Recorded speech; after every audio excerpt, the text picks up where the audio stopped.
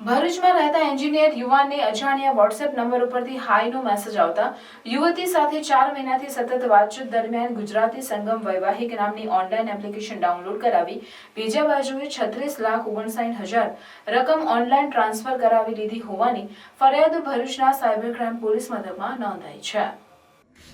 Bharuch cyber crime police મથકમાં ભોગ બનનાર એન્જિનિયરે નોંધાવેલ પોલીસ ફરિયાદમાં જણાવ્યું છે કે ગત તારીખ 4/9/2024ની બપોરે ગુજરાતી સંગમ નામની વૈવાહિક એપ્લિકેશન ઉપર આરુષી અગ્રવાલ નામની મહિલા સાથે વૈવાહિક એપ્લિકેશન પર વાતચીત થતા પરિચય કેળવાયો, જેમાં એપ્લિકેશન મારફતે હાઈ મેસેજ આવતા રિપ્લાય આપ્યો, જેના પગલે સામેથી મોબાઈલ નંબર આપવામાં આવતા બંને વચ્ચે વાતચીત ચાલુ થઈ અને બંને વચ્ચે લગ્ન વિશે તેમજ અન્ય વાતચીત થતી રહી હતી। તે દરમિયાન ફરિયાદીની કમાણી વિશે વાતચીત કરી Costco.store નામની ઈ-કોમર્સ વેબસાઇટ પર ઓનલાઈન ખરીદ વેચાણ કરી કમિશન કમાવા બાબતે વાતચીત કરતા વોટ્સએપ ચેટમાં 10/9/2024ના રોજ સામેથી એક એપ્લિકેશન લિંક આવી હતી। તેમાં રજીસ્ટ્રેશન કરાવવા માટે કહેતા ફરિયાદીએ વીકે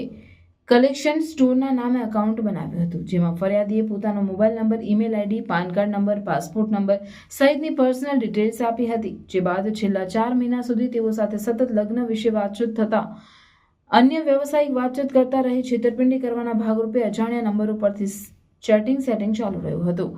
ગુજરાતી સંગમ નામની વૈવાહિક એપ્લિકેશનમાં ફરિયાદોને મેળ ન બેઠો, પરંતુ ઓનલાઈન શોપિંગમાં મોટો ઓર્ડર મળ્યો હોવાની ફરિયાદીને મેલ આવતા તેણે વધુ રૂપિયા રોકાણ કરવાનું નક્કી કરી માત્ર પોતાના જ બેંક એકાઉન્ટમાંથી નહીં પરંતુ પોતાના પરિવારના સભ્યોના મળી 10 એકાઉન્ટમાંથી ટુકડે કુલ રૂપિયા 36,59,319 બીજા બાજુએ પડાવી લીધા। મોડે ફરિયાદીને છેતરપિંડીના ભોગ બન્યો હોવાનું ભાન થતાં તેણે ભરૂચના સાયબર પોલીસ મથકમાં ફરિયાદ નોંધાવતા સાયબર પોલીસે BNS એક્ટ તથા સાયબર એક્ટ હેઠળ ગુનો નોંધી અજાણ્યા બીજા બાજુને ઝડપી પાડવાની કવાયત હાથ ધરી છે।